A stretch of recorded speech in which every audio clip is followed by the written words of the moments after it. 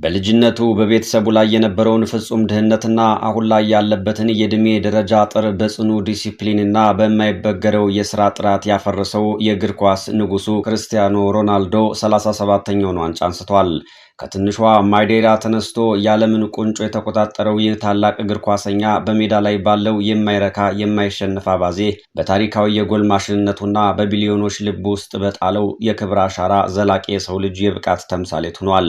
አሁን ደግሞ ክርስቲያኖ ሮናልዶ ከሳውዲ አረቢያው ክለብ አልናስር ጋር የሳውዲ ፕሮ ሊግ ዋንጫን ማሸነፉ በተለይ ክለቡን ከተቀላቀለ በኋላ የነበሩትን ተከታታይ የዋንጫ ጥረቶችና ከፍተኛ ፉክክር ካሳለፈ በኋላ ለግል ታሪኩም ሆነ ለሊጉ ትልቅ አንድምታ አለው። ሮናልዶ አውሮፓን ለቆ ወደ ሳውዲ አረቢያ ሲያቀና በርካቶች የእግር ኳስ ሕይወቱ አብቅቷል፣ ለገንዘብ ብቻ ነው የሄደው የሚሉ ትችቶችን ሰንዝረውበት ነበር። ይህ የሊግ ዋንጫ ግን አሁንም በሄደበት ሁሉ ዋንጫ ማንሳትና ማሸነፍ የሚችል ተፈጥሯዊ አሸናፊ መሆኑን በተግባር ያስመሰከረበት ነው። ይህ ስኬት ሮናልዶን በታሪክ ልዩ ያደርገዋል። ቀደም ሲል በዓለም ላይ ካሉ ጠንካራ ሊጎች መካከል በእንግሊዝ ፕሪሚየር ሊግ ከማንቸስተር ዩናይትድ ጋር፣ በስፔን ላ ሊጋ ከሪያል ማድሪድ ጋር እንደዚሁም በጣሊያን ሴሪአ ከጁቬንቱስ ጋር የሊግ ዋንጫዎችን ያነሳ ሲሆን አሁን ደግሞ በሳውዲ አረቢያ አልናስር ይህንን በማድረጉ በተለያዩ አህጉራትና ባህሎች ውስጥ ተጽዕኖ መፍጠር እንደሚችል አሳይቷል። ሮናልዶ በሳውዲ አረቢያ ሊግ ጠንካራ ፉክክር የሚታይበትን ዋንጫ ማሸነፉ በዓለም እግር ኳስ ላይ አሁንም የራሱን አሻራ እያሳረፈ መሆኑን ለማሳየት ትልቅ ስነ ልቦናዊ የበላይነትን ይሰጠዋል። ሮናልዶ ወደ ሳውዲ ሲያቀና ሊጉን በዓለም ላይ ካሉ ምርጥ 5 ሊጎች አንዱ የማድረግ ራዕይ እንዳለው ተናግሮ ነበር። እሱን ተከትሎም እንደ ኔይማር፣ ቤንዜማና ማኒ ያሉ ኮከቦች ሊጉን ተቀላቅለዋል። ይህንን ከባድና በኮከቦች የተሞላ ሊግ መርቶ ማሸነፉ የሳውዲ እግር ኳስ ፕሮጀክት ፊልድ መሪና ዋናው ተዋናይ እሱ መሆኑን ያጸናል። ከአልናስር ጋር ያነሰው ዋንጫ ታዲያ ለሮናልዶ ተራ የወርቅ ሜዳሊያ አይደለም። እድሜው 40ዎቹ ውስጥ ሆኖም እንኳን አሁንም በከፍተኛ ደረጃ መፎካከርና ቡድኑን ለስኬት ማብቃት እንደሚችል ለደጋፊዎቹም ለተቺዎቹም ያሳየበት ትልቅ ማረጋገጫ ነው። ይህ የሊግ ዋንጫ ድል ለአልናስር ክለብም ከተራ ዋንጫ ደስታ ባለፈ በክለቡ ታሪክ በፋይናንስና በዓለም አቀፍ ገጽታው ላይ እጅግ ከፍተኛና መዋቅራዊ ለውጥ የሚያመጣ ትልቅ አንድምታ አለው። ክርስቲያኖ ሮናልዶ በታህሳስ 2022 እንደ አውሮፓውያን አቆጣጠር አልናስርን የተቀላቀለበት ውሳኔ በሳውዲ አረቢያ እግር ኳስ ታሪክ ውስጥ ትልቁ መገጣጠሚያ ነው ሊባል ይችላል። እሱ ከመጣ በኋላ በሳውዲ እግር ኳስ ላይ የታየው እድገትና ለውጥ እጅግ ሰፊ ሲሆን ያበረከተው አስተዋጽኦም በርከት ያለው ነው ይጠቀሳል። ሮናልዶ ወደ ሳውዲ ከማቅናቱ በፊት የሳውዲ ፕሮ ሊግ ከአረብ ውጭ ብዙም የማይታወቅና የማይታይ ነበርም። እሱ ፊርማውን ካኖረ በኋላ ግን የሊጉ የማህበራዊ ሚዲያ ተከታዮች በላቀ ቁጥር ጨምረዋል። ከዚህ ቀደም ሊጉን የማያስተላልፉ ከ130 በላይ የአውሮፓ የአሜሪካና የዓለም አቀፍ ቴሌቪዥን ጣቢያዎች የሳውዲ ሊግን በቀጥታ የማስተላለፍ መብት ገዝተዋል። ሮናልዶ ወደ ሳውዲ ሲመጣ ይህ ሊግ በቀጣዮቹ ዓመታት ከዓለም ምርጥ 5 ሊጎች አንዱ ይሆናል በሚል ሲናገር በወቅቱ ብዙዎች ቢጠራጠሩም እሱን ተከትለው የመጡት ተጫዋቾች የሊጉን ጥራት ሙሉ በሙሉ ቀይረውታል። የዓለም ኮከቦች መግባታቸው የጨዋታውን ፍጥነት፣ ታክቲክና ፉክክር በከፍተኛ ደረጃ ጨምሮታል። ቀደም ሲል በቀላሉ ያሸነፉ የነበሩ ክለቦች አሁን ከአውሮፓ ተጫዋቾች ጋር በመጋጠማቸው የሊጉ አጠቃላይ ጥራት እንዲያድግ አድርጓል። ይህ ደግሞ የሀገር ውስጥ የሳውዲ ተጫዋቾች ከዓለም ምርጦች ጋር በየሳምንቱ በመጫወታቸው ብቃታቸው እንዲጨምር ረድቷል። ሮናልዶ በሜዳ ላይ ብቻ ሳይሆን ከሜዳ ውጭ ባለው የአኗኗር ዘይቤውም የምግብ አመጋገቡ፣ የስልጠና ትጋቱ፣ የእረፍት ጊዜ አጠቃቀሙ ይታወቃል። የእሱ በአልናስር መገኘት በክለቡና በሊጉ ባሉ ተጫዋቾች ላይ ትልቅ ተጽዕኖ አሳድሯል።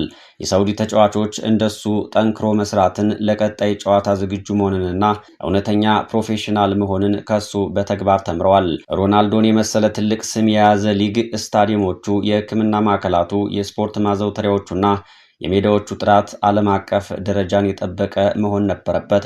በመሆኑም የሳውዲ መንግስትና የህዝብ ኢንቨስትመንት ፈንድ በክለቦች መሰረተ ልማት ላይ እጅግ ግዙፍ በጀት መድበው ዘመናዊ ስታዲየሞችንና የስልጠና ማዕከላትን እንዲገነቡ ትልቅ ግፊት ሆኗል። ሳውዲ አረቢያ ሀገሪቱን የቱሪዝምና የስፖርት ማዕከል ለማድረግ የነደፈችው ራዕይ 2030 የተሰኘ ትልቅ እቅድ አላት። ሮናልዶ የዚህ እቅድ ዋነኛ አምባሳደር ሆኖ አገልግሏል። ሀገሪቱ የ2034ቱን የዓለም ዋንጫ እንድታስተናግድ እድሉን እንድታገኝና የዓለም አቀፍ ስፖርት ማህበረሰብ እይታ እንዲቀየር የሮናልዶ እዚያ መኖር የጎላ ሚና ተጫውቷል።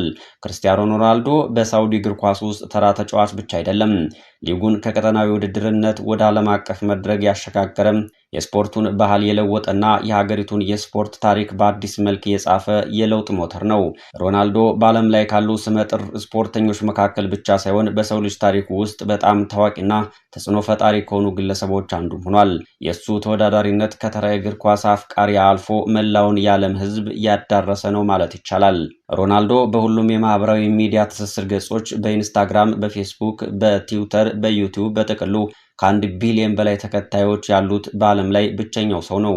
ይህ ማለት በዓለም ላይ ካሉ 8 ቢሊዮን ህዝቦች መካከል በግምት 1/8ኛው ሰው ሮናልዶን በማህበራዊ ሚዲያው ይከተላል ማለት ነው። ሮናልዶ እግር ኳስን የማይወዱ ወይም የማይከታተሉ ሰዎች እንኳ በደንብ የሚያውቁት ሰው ነው ይባላል። የእሱ የንግድ ምልክት የሆነው CR7 ሽቶዎች፣ አልባሳት፣ ሆቴሎች፣ የሰውነት ማጎልመሻ ማዕከላት በዓለም ዙሪያ እጅግ ስኬታማ ነው። እሱ የሚጠቀማቸው ዕቃዎች፣ የሚለብሳቸው ልብሶች እና የሚያስተዋውቃቸው ብራንዶች በዓለም አቀፍ ገበያ ላይ ከፍተኛ ተፈላጊነት አላቸው። ሮናልዶ ጎል ሲያስቆጥር የሚያሳየው ሱ የተሰኘው ዝላይና ድምፁ በዓለም ዙሪያ የፖፕ ባህል አካል ሆኗል። የሮናልዶ ተወዳጅነት ሌላው ምንጭ የመጣበት የህይወት ታሪክ ነው። በጣም ድሃ ከነበረ ቤተሰብ ተነስተው በአስደናቂ የስራ ትጋትና ዲሲፕሊን የዓለም ቁንጮ መሆን እንደሚቻል በተግባር ስላሳየ በዓለም ዙሪያ ያሉ በሚሊዮን የሚቆጠሩ ታዳጊዎች እንደ ትልቅ አርአያ ያዩታል። ጠንክረህ ከሰራህ ማንኛውንም ህልም ማሳካት ትችላለህ የሚለው አስተሳሰብ መገለጫ ተደርጎም ይወሰዳል። ሮናልዶ በዓለም ዙሪያ ላሉ ህጻናት ሕክምና፣ ለጦርነት ሰለባዎች፣ ለተፈጥሮ አደጋዎችና ለተለያየ የበጎ አድራጎት ድርጅቶች በሚሊዮን የሚቆጠር ዶላር በመለገስ ይታወቃል። ደም መለገስ ስለሚፈልግ ብቻ በሰውነቱ ላይ ንቅሳት አለማድረጉ የሚታወቅ ሲሆን ይህ ሰብአዊ ጎኑ ከደጋፊዎች ባለፈ በብዙዎች ዘንድ ትልቅ አክብሮትና ውዴታ እንዲያገኝ አድርጎታል። በአጭሩ ክርስቲያኖ ሮናልዶ ስፖርተኛ ብቻ አይደለም። በየትኛውም የዓለም ጥግ ከአሜሪካ እስከ እስያ፣ ከአውሮፓ እስከ አፍሪካ ስሙ የማይታወቅበት ቦታ የሌለ በቢሊዮኖች የሚወደድና በዘመናችን በዓለም ላይ ከፍተኛ ተጽዕኖ ፈጣሪ ከሆኑ ጥቂት ሰዎች መካከል ግንባር ቀደሙ ነው። ክርስቲያኖ ሮናልዶ በዓለም እግር ኳስ ታሪክ ውስጥ ካረፉት ትልልቅ አሻራዎች መካከል አንዱ ነው። እሱ ያበረከተው አስተዋጽኦ በዋንጫና በጎል ብዛት ብቻ የሚለካ ሳይሆን ጨዋታ በሚጫወትበት በሚታይበትና ተጫዋቾች ራሳቸውን በሚያዘጋጁበት መንገድ ላይ መዋቅራዊ ለውጥ ያመጣ ሰው ነው። ሮናልዶ በእግር ኳስ ታሪክ ውስጥ በይፋዊ ጨዋታዎች ከማንኛውም ተጫዋች በላይ ብዙ ጎሎችን ያስቆጠረ የምንጊዜም ከፍተኛ ጎል አስቆጣሪ ሆኗል። ይህ በየጨዋታው ጎል የማስቆጠር አስደናቂ ወጥነት የእግር ኳስ ደጋፊዎች የአጥቂዎችን ብቃት የሚመዝኑበትን መደብ እጅግ ከፍ አድርጎታል። ሮናልዶ ከመምጣቱ በፊት አብዛኞቹ የእግር ኳስ ኮከቦች በተፈጥሮ ተሰጥኦአቸው ላይ ይተማመኑ ነበር። ሮናልዶ ግን ጠንካራ ስራ ከተፈጥሮ ተሰጥኦ ይበልጣል የሚለውን መርህ በተግባር አሳይቷል።